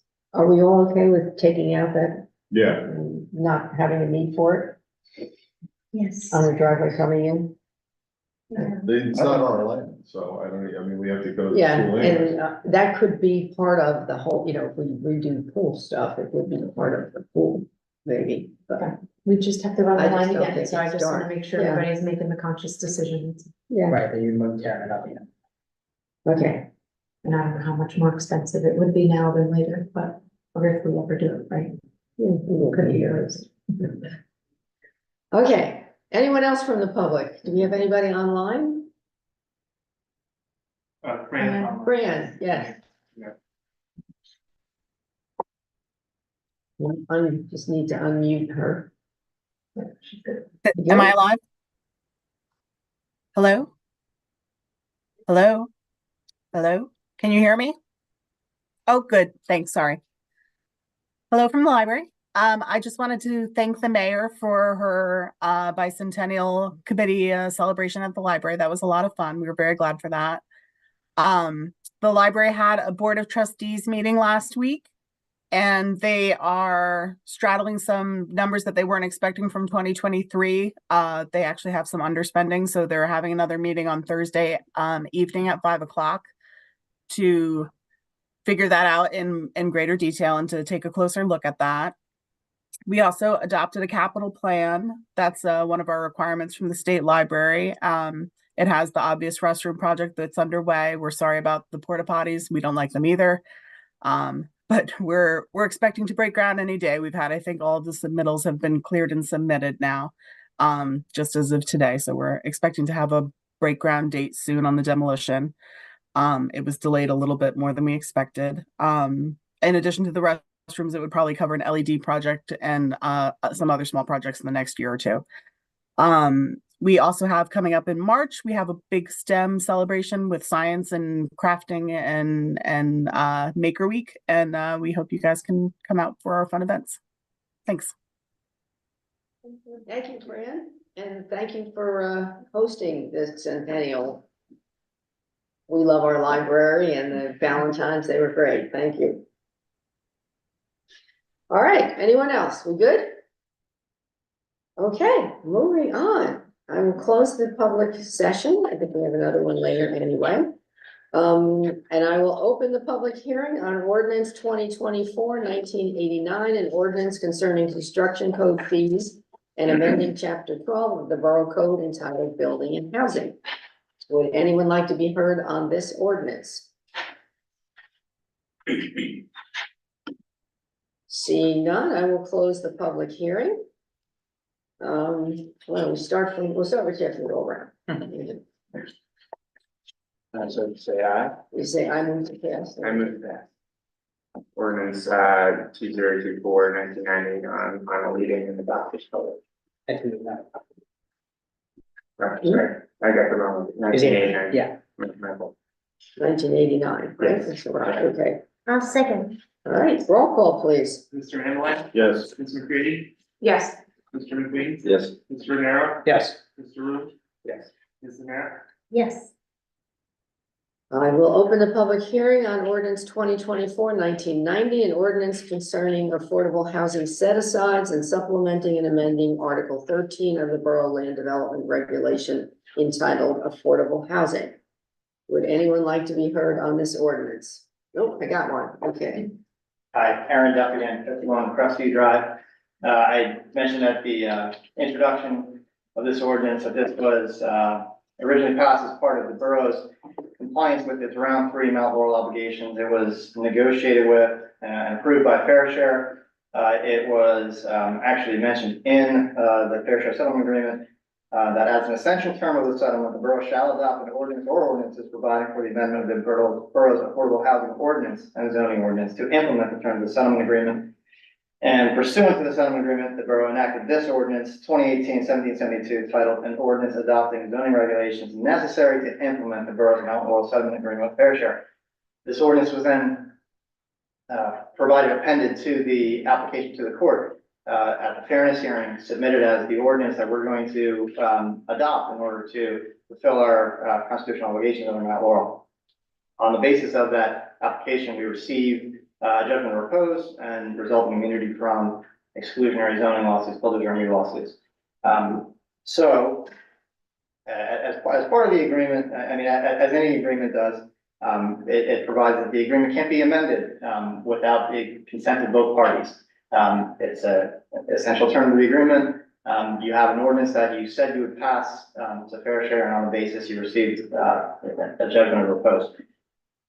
In the past, you've already amended this ordinance once in order to remove the affordable housing overlay on Pine Two, when we found out we can develop there, and to add units to the 210 North County that you're currently in the process of acquiring. So when you did that, you went to Fair Share and said, hey, we need to amend the ordinance that we told you we'd adopt. Fair Share looked at it, they agreed, jointly submitted it to the court, which then had another hearing to make sure that it adequately protected the interest of low-income people in the state, and approved it. Should do the same thing here. There's no reason not to. You're looking at an ordinance that was a key material factor in achieving the judgment of repose. If you don't, you're risking that. Fair Share might say you're in violation of that, and therefore your judgment of repose is open to challenge. I don't really see the hesitancy, you know, maybe they don't care, but you gotta ask them. And beyond that, as I mentioned last time, the rounding is only appropriate under New Jersey Code, only appropriate on payments in lieu. The part of this ordinance that applies to affordable housing set-asides, the rule states that you cannot round down. The affordable housing requirement shall not be rounded, so you need to go up to the next whole number. I asked the council if there was any other municipalities that you were aware of that did a rounding down of set-asides. I haven't heard any, and I've looked quite extensively, and every single one that I saw does not. It reads the way our current ordinance that was approved by Fair Share reads, which is that anytime it's a fractional, goes up to the next whole number. So the fact that nobody else does it this way, may be some indication that not the way to do it. But again, submit to the court, it can review it, and if you get the court's stamp of approval, then you comply with the Fair Housing Act. I would just, I think the stakes are very high, and I would not simply say, just pass it and hope nobody notices. I would go through the required, procedures, show fair share, make sure they're okay with it, go to the court, get it signed off on, and then you're in the play. Thank you. Thank you. Jack, did you want to respond? Sure, in my opinion, this is not a critical part of our judgment repose. Any units created pursuant to this ordinance were above and beyond those that were part of our housing element fair share plan. We did not go back to the court, with respect to changing the sites for the scattered sites. We did, as part of our annual monitoring reports, reflect that fact. In fact, we did increase, the number of units provided by the scattered sites by a significant number. I think it went from 37 to 100 almost. So the other thing is round 4 is upon us. Yeah. We're gonna probably have to start on round 4, within a matter of months, because the current period expires at the end of October, I think, or July of 2025. So I think the change can be reflected in our, fourth round plan. And the final thing is that because of the change that we had to make when we could no longer use Pine Street properties, which we already owned for affordable housing, because we found out after the fact, they had been used in fact as substitute properties to get green acres restrictions so Pine Ridge could be built. So then we had to purchase property, and the Bernardsville Avenue property, which we had an appraisal for $700,000, ended up costing us $1.4 million. So it became crucial that we bring more money into our affordable housing trust fund in order to meet our obligations under our agreement of fair share. All right, thank you. Anybody else? All right, I will close the public hearing on ordinance 1990. Gina, you want to do that one? I move to pass ordinance 2024-1990 on final reading and adopt as published. I'll say. Roll call, please. Ms. Amer, Yes. Mr. Ruth, Yes. Mr. Rivera, Yes. Mr. McQueen, Yes. Ms. McCready, Yes. Mr. Amellin, Yes. I will open the public hearing on ordinance 2024-1991, an ordinance concerning towing contractors and amending Article 3 of the Borough Code entitled Police Regulations. Would anyone like to be heard on this ordinance? This was just adding additional contractors for the police. Seeing none, I will close the public hearing. Al? I move to pass ordinance 2024-1991 on final reading and adopt as published. I'll second. Roll call, please. Mr. Amellin, Yes. Ms. McCready, Yes. Mr. McQueen, Yes. Mr. Rivera, Yes. Mr. Ruth, Yes. Ms. Amer, Yes. I will open the public hearing on ordinance 2024-1992, an ordinance concerning the qualified purchasing agent's responsibilities and amending Article 2 of the Borough Code entitled Administration. Would anyone like to be heard on this ordinance? Seeing none, I will close the public hearing. Thank you, Christine. I move to pass ordinance 2024-1992 on final reading and adopt as published. Second. Roll call, please. Ms. Amer, Yes. Mr. Ruth, Yes. Mr. Rivera, Yes. Mr. McQueen, Yes. Ms. McCready, Yes. Mr. Amellin, Yes. All right, next is introduction of ordinances. Chad, you want to do that one? Yeah, I'll move ordinance 2024-1993, calendar year 2024 ordinance to exceed the municipal budget appropriation limits and to establish a cap bank. Introduced by title, passed on first reading, published according to law. At a public hearing be scheduled, meeting beginning at 7 p.m. Monday, March 26th, 2024. Second. And this is, we do this every year. This is just part of the budget process. So, we have a voice vote. All in favor? Aye. Opposed? Abstentions? All right. Jay, want to do the next one? I move that ordinance 2024-1994, an ordinance abolishing the Housing, Property Maintenance and Zoning Compliance Advisory Committee and amending chapter 2 of the Borough Code entitled Administration be introduced by title, passed on first reading, published according to law, and that public hearing be scheduled for a meeting beginning 7:00 PM Monday, March 25th, 2024. Second. All in favor? Aye. Opposed? All right. Back to you, Jeff. All right, I move that ordinance 2024-1995, an ordinance concerning payments to municipal professionals under the municipal land use law and LUL be introduced by title, passed on first reading, published according to law, and that a public hearing be scheduled for a meeting beginning at 7 PM Monday, March 25th, 2024. Second.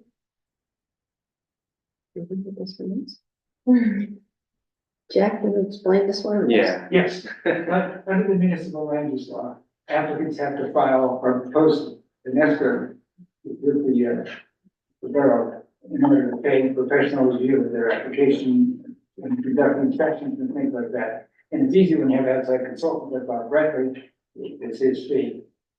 The MOU provides that if it's an in-house person performing those services, you can also charge. And they set forth a formula. I think it's 200% of the base salary, things like that. Okay, so this And was, if you apply the formula, and it came in excess of $190, but we discussed it last week, and Yes. 190 is a fair It's all number to coming charge back for to the you. in-house services. okay. Yep. It always looks different when it's in official language, you know, Yes. as we talk about it. All right. We have a second, we had a second? Yes. All right, all in favor? Aye. Opposed? Okay, moving on to resolutions, and these we all went through as a consent agenda, so sort of look at them here. I think we have to pull out You one. have to, say anything about this? Yeah. What was that? You have to pull out the two on bond, there were Yeah. any financial ones, which ones? are they? 58, You just have to abstain. on Yeah, I some. think that's famous for the consent agenda. was it just 58 and 15? No? I Or was it just believe 58? It's just 58. So we need those separately. And Jenny, you said something about the PBA? Yeah, I was just wondering if we need to, say anything about those contracts separately. We just, I think so. Congratulations. Yeah. I mean, that's a big deal. It's a big deal to settle them. or- It should not just go, I mean, the last time we negotiated the PBA took a year and a half. So, Yeah, I just wanna, you know what, I just wanna thank the PBA, the delegates, the people on the committee, because they were great to deal with, and we did this without attorneys. So our costs are down, their costs are down. They were great to deal with that. I feel like this is a fair contract on both sides. Price is not here tonight. They know we're voting. well, thanks I for your work, actually have Nancy. 2 questions. Yeah. Okay, can I ask you? Yeah, you will. Who donated the computers for 46? How did that come about? So I think this has happened in the past.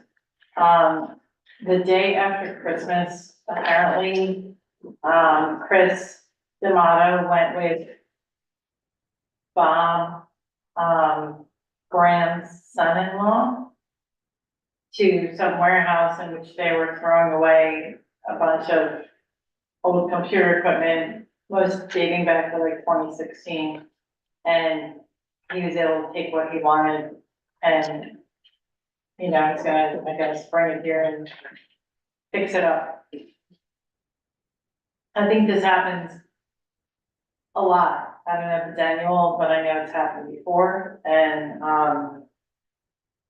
obviously it's the first time that I know about it, so in order to accept a donation from somebody, you have to do a resolution. And it's good to have a paper trail to show where things came from, so. I just don't remember talking about that. Not that. No, we didn't, I don't think. Yeah, I don't think we talked about it last week, because it was like on the consent agenda. Mhm. And then for number 50, the renewal of the inactive license. Yeah, that's a, pocket license is just for, not serving, just Package package. ones. Yeah, that's the one that, Sam the Dow, you know? It's actually the one for, BG Bernardsville, the old Thirsty Turtle one, is what it is. Oh, that's the one that, the Audi. Yeah, Yeah. they got a special ruling for 2 years, and I just realized that, so this, Why this do kind they of, call it a pocket? it's pocket because the building's not, in use now, the building has been destroyed, the whole building isn't there, so they call it a pocket license, because there's no location fixed to it. Got it. So, but this is just kind of just to clean up the record so that it's renewed for this licensing term, the Okay. 23-24 licensing term. Got it. Any other ones that we wanna, again, you know, you wanna do it, Gina, the fire company? Come on. The new membership in the fire company? Yeah. No, thank you, I don't have, They're two, young people, like I think they're high school students. Yeah. We also have the DPW on here as well, so. that- DPW, yeah, DPW is also, I think fair to both sides contract. It did take, they've been out of contract now for a year and 2 months. So their, PBA just ended December 31st, but DPW ended December 31st, 2022. They have a lawyer, we had a lawyer, and, it was a little more drawn out than I would like, but, it's settled, and I think everybody's relieved that they'll have a new contract. Yeah. Yeah. And just 2460, that's just the 4 usages we had, Main Street to you for the car show, 251 Claremont for parking to do the cleanup, the Earth Day, at the train station, and the well testing. So those were the 4 things under that 160. And there was another new one that you didn't talk about, which was 68. This was for, 25 road. Yeah, so, it came to my attention because, there's a house for sale at 25 road, and if you look on like New Jersey parcels, it shows that we own it. And I wish we owned it, but we do not. It's a beautiful house. Yeah, so what happened was, back in 2018, when there was a previous sale, there was a house that was supposed to be demolished, and a new house that was gonna be built was supposed to have a certain amount of right of way from Pfizer Road.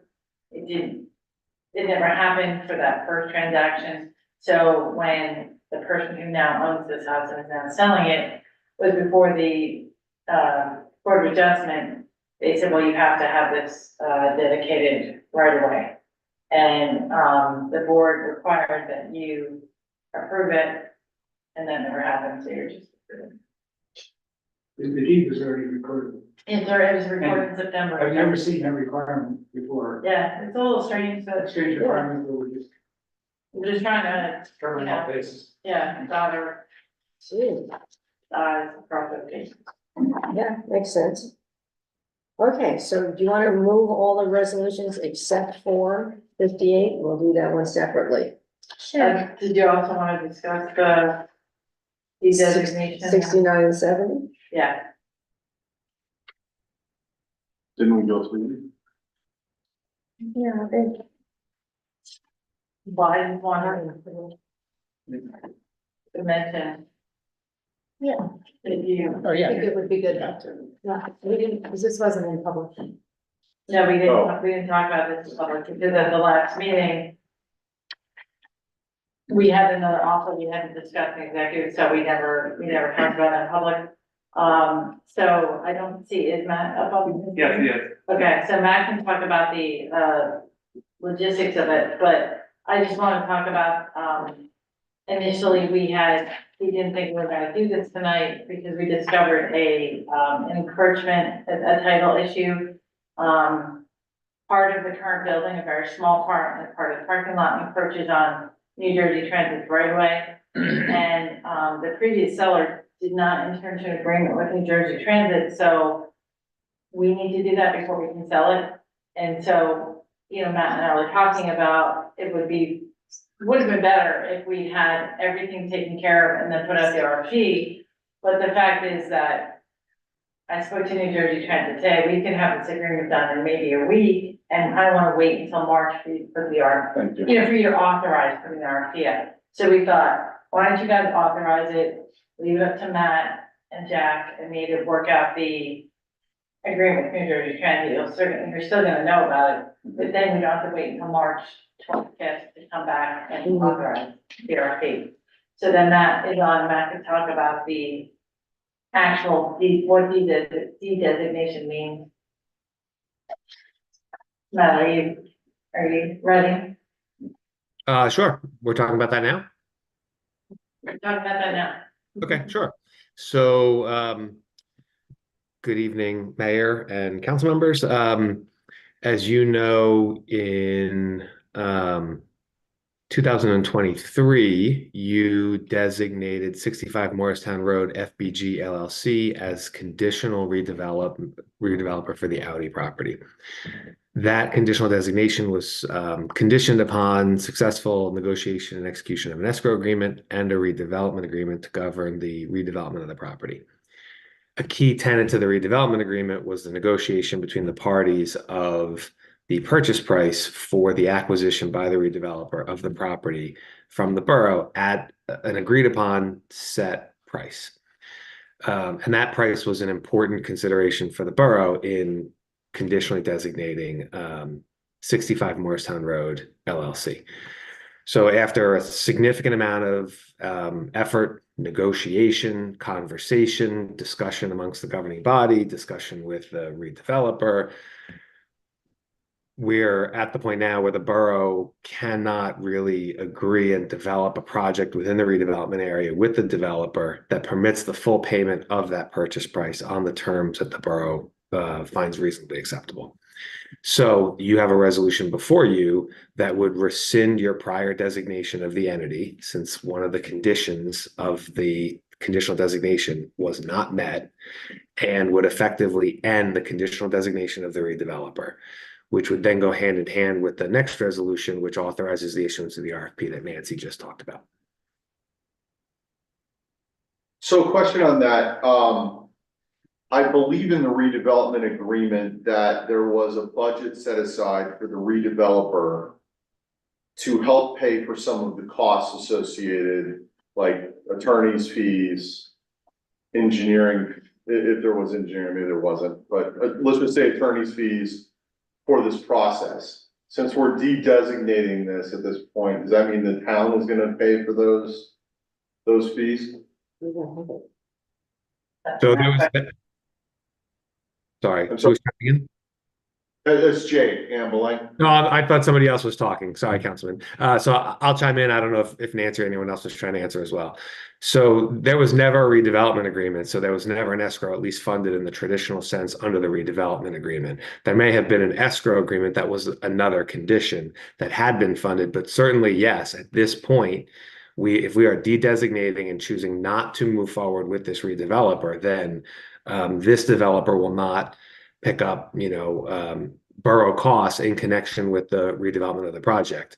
Now, with respect to the RFP, right, we can and do inform whoever the additional respondents are that one of the things we anticipate is that redeveloper would provide for the borough costs, including back costs going back to the RFP, and can provide them with a general ballpark sense of what that number is, so that they know going into the RFP process what that portion of their overall redevelopment budget needs to look like to accommodate those costs.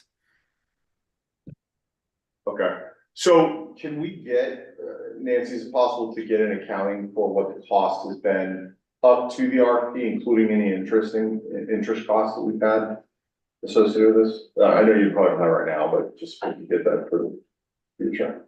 Yeah.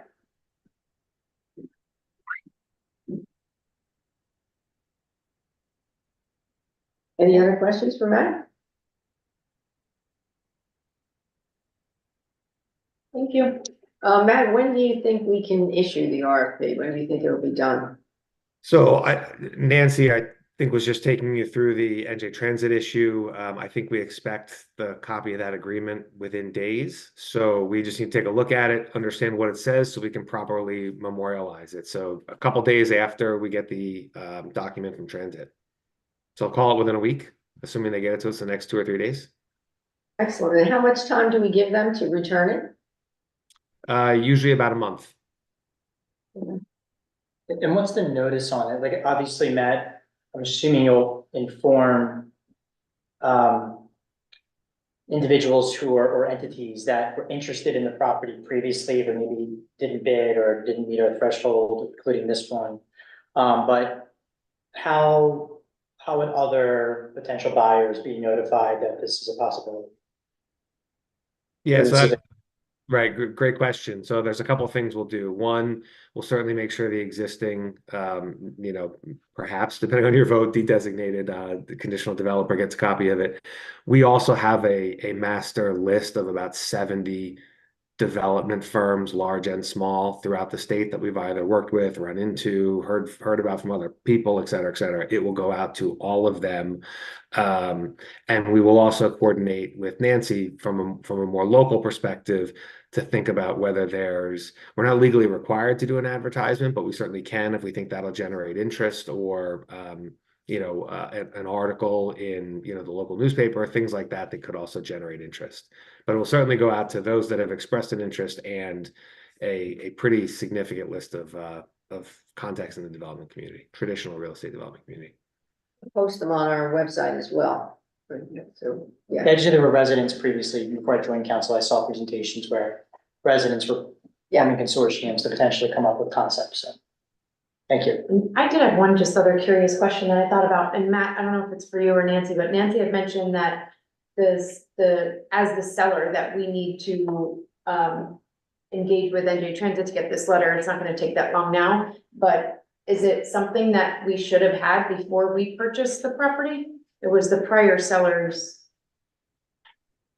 responsibility at the time, but now it's ours because it wasn't done. Yeah, I mean, ideally, you would have had, clean title when you bought,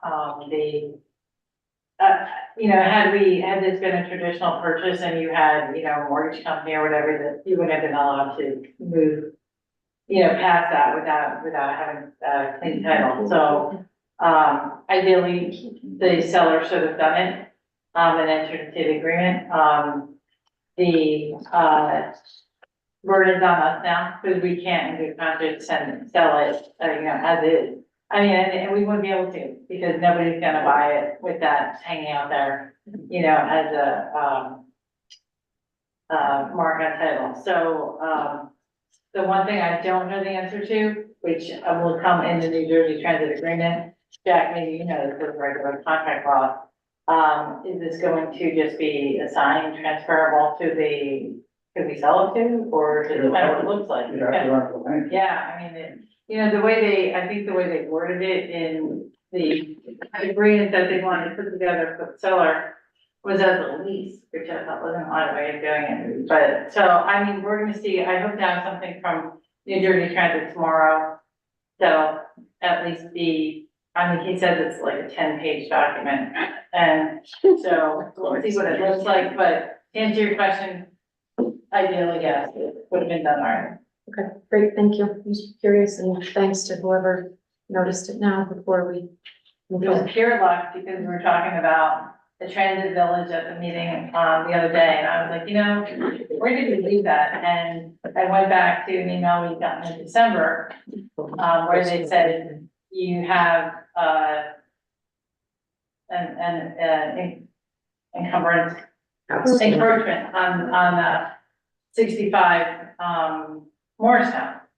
And I was like, let me see what that is, and it was a lot of digging and finally found, we don't have as many documents as I would hope, so I'm also trying to get all of our, all the documents that we should have regarding this purchase. Who would have those documents? I assume that, Joe, So I emailed them and asked them to send us copies, if not original. Any other questions for Matt? We good? Thank you. Thanks. Okay, thank you, Matt. All right, thank you. All right, so back to our resolutions. So are we good through 70 except for 58? Yep. We would like to move them. I forget where we left off. I'll return. Okay. I move that resolutions 24-38 to 24-70, with the exception of 24-58, be adopted. Second. Roll call, please. Yes. Mr. McCready? Yes. Mr. McQueen? Yes. Mr. Romero? Yes. Yes. Ms. Amer? Yes. All right, Al, why don't you just do? I move that, yep, I move that resolution number 2458 be adopted. I'll second. Roll call. Ms. Amer? Abstain. Mr. Ruth? Abstain. Mr. Romero? Yes. Hold on. You're abstaining too? Can you not, you can't do, It's good. Do, but- Three. this is Yeah. 58? I just- Yeah, I it's don't- for bonds, but that's why. They are saying, so they're gonna- Oh, yeah, I was just saying, I'm just not familiar enough with the. I'll again, Mr. Ruth, well, Do we have enough votes? We wouldn't. if you All right, said- yes. okay. So Ms. Ruth says yes. Mr. Romero? Yes. Mr. McQueen? Yes. Mr. McCready? Yes. Mr. Anderson? Abstain.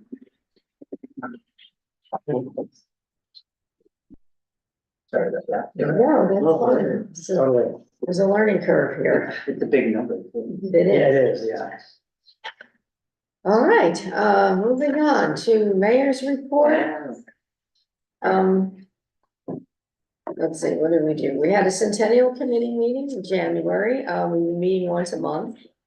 I attended the ELC lunch, which is, I always forget what it stands for, but it's the business partnership does these monthly, and the speaker was the New Jersey Business and Industry Association Executive Director, who's very impressive, and we got a good handle on what's going on with business in the state. I met with Alex Ireland, who is the new executive director at the Audubon. Young guy, nice guy, lots of great ideas, so he's interested in working with the community. You know, he was interested in how we did that path, that we, the old army path, and, you know, if we can do more projects like that, so. Nancy and I attended a demonstration of Placer, which we've been trying to get the rest of the finance committee to go to. It is an incredible, you would love this. Data collection, everything you need to know about. It was mind blowing what they. What do I need to go see? Yeah. You let me know. Yeah, well, I emailed it twice. See it, a few times, that I would look at. Yeah, and it's something that also Main Street Bernardsville is interested in purchasing, and we can get a good deal if we do it together, like a joint purchase. This is what But she mentioned, right? Didn't she mention I think she talked about it. Did she talk about it? it? And She you're did talk about interested, Chad, in it? Yeah. Government, yeah, it did interest that. I'm looking it up now. It's Placer already or did. something, Placer, Well, he was excited about that. Oh, okay, Yes. sorry, I'm looking at, yeah, I know exactly what you're talking about, yes, I'm very interested in that. Yeah, so we're still exploring that. I attended as some of you did as well, the hole in one at the library, which was a lot of fun, well attended, so hopefully the Friends of the Library did well on that one. We had our first on February 5th, this Somerset Hills Mayors and Police Chiefs meeting, which I talked about at the work session. I was invited to the YMCA annual meeting and their fundraising kickoff. And the 7th, which was also Galentine's Day, no, that was the 8th, I think, Galentine's Day, which was a Main Street event. Really good turnout. I think the merchants were really pleased with it. I did a ribbon cutting at Broadway Salon Suites on Claremont. If you haven't seen that, they did a beautiful job on that building. There's 10 individual salons that a single person can have their own business in. I think right now they've got one hair person and two they were estheticians. Yes. So, perfect yeah. name.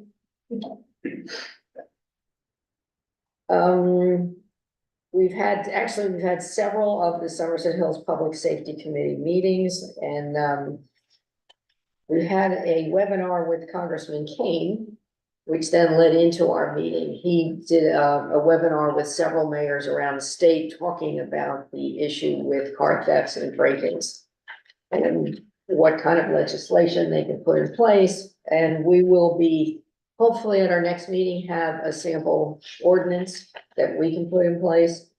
And also, I think we wanted to do a resolution. What we're hearing from the police chiefs is what's holding them back is some of the policies coming out of the Attorney General's office. So we want to address some of those issues as well. What are some of those issues, Mary?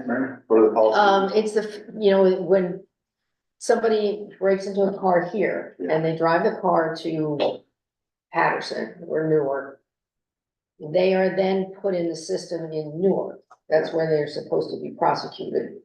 A car theft in Newark, Is not. they're out the next day. Where if we could prosecute them here, we could use our own standards. Is there anything that we can do as a council to change? Well, that's what we're looking into, is doing an ordinance. I don't know if you can do that other than reaching out to, and I know the mayor in Basking Ridge has been like a pit bull on this issue with our senators. And actually, Michelle Matsakudis has introduced a bill.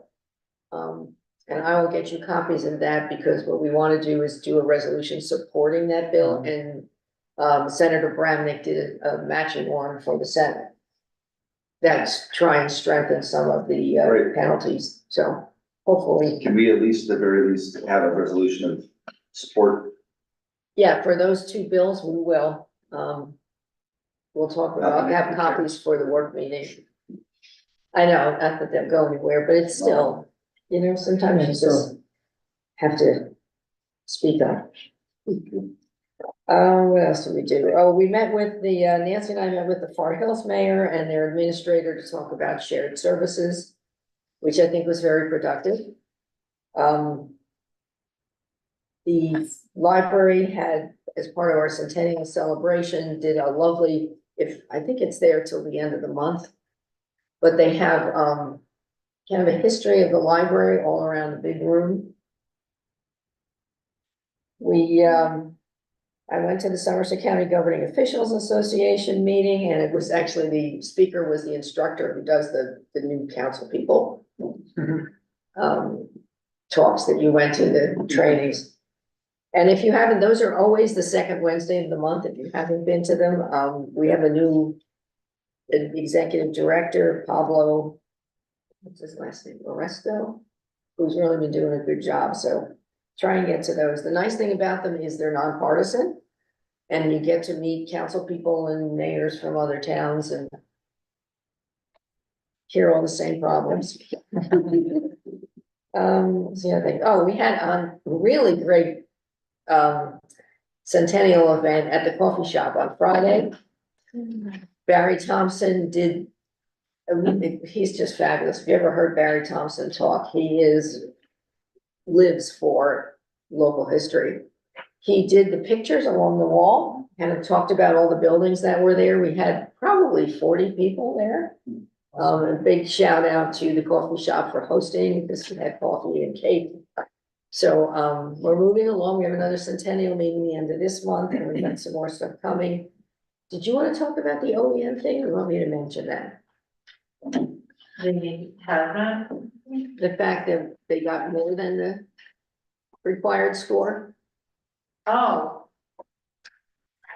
I can, well, if you want to, we can talk about it. I forgot about. Because I mean, this is really impressive for the the county there's an assessment process here for your Office of Emergency Management, and there's a whole scoring. We were at you just put, the best you can do is 100%. And we got 103.66 with bonus points. So congratulations to our OEM people. They're doing an outstanding job. Awesome. And that's Tim Richard, the Yes. airport. Congratulations to Tim. Did he have his baby? Baby was No. born on Saturday. Yay! The baby is named Jameson McKinley, and he's adorable, and he's 7 pounds, 2 ounces, and 19 inches long. Excellent. Amazing. Wow. My mother and baby are doing fine. Jameson McKinley. That's nice. Yeah. Excellent. That's it for me. That's why I didn't respond to my request to look at a car seat for my phone. Yeah, I guess you've been busy. He's all busy.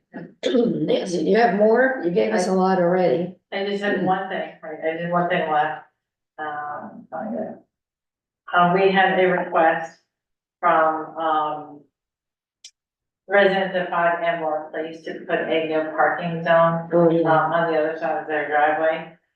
We discussed it at public safety, they reviewed it, and, the consensus was to not recommend it, because of the precedent that it set, throughout the town.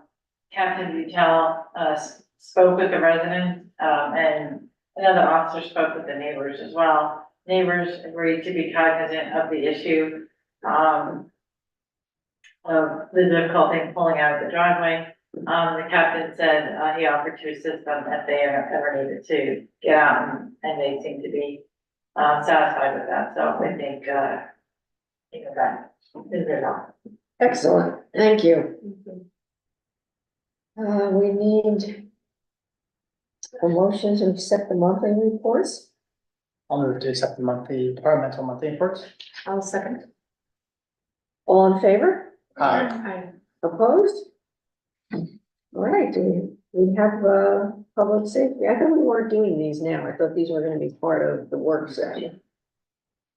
Oh, okay, that makes sense. Yeah, We can change that. Okay, fine. yeah, I think because that's, sharing and discussing what the committees did would be more useful at the work session. So let's not do those now. Correspondence, unfinished business. We don't have correspondence. Anything unfinished? Just a question, the whole, you mentioned parking on Ambar. Where is the whole conversation and or project with striping and or parking restriction on Bernardsville? That is one of the things that the consultant is going to look at. So we look at the kind of. The new engineer was looking at that, so when he's got something ready, I'll ask him to, put a report together. I thought it was also maybe supposed to be part of the sidewalks going in on Bernard's Ave. Potentially it was part of that. Reason I'm asking, I've noticed lately that the parking is worse than it was before the street kept put in. And it makes me very unhappy that they're parking on, or in the curbing. They're parking on the curbing? Like over it? Like they're, Driving over like it? one wheel here, one wheel up the grass. Yeah. It's, Well, I mean, they're flat curves, I mean, still. well, but they're now angled, so now the cars are sitting at Yes. angles into the lawn. It's just needs to be dealt with. Okay. Any new business? Okay, we will have another open session for anyone that would like to speak. No? So, it's only Aaron, but. Oh, Oh, yeah, there you go. We have Kathy some- and. There's no put their hand up. Somebody put their hand up? No. Oh, okay. Well, we had a low turnout tonight. Okay, we do have some things to go over in closed Thank you. session. Good night, Aaron. Yes? One thing. Okay, we have a motion to, adjourn. Move to close session. I'll second. Second. We're not coming back? No. Yeah. No. Aye. Wait, yes. If it's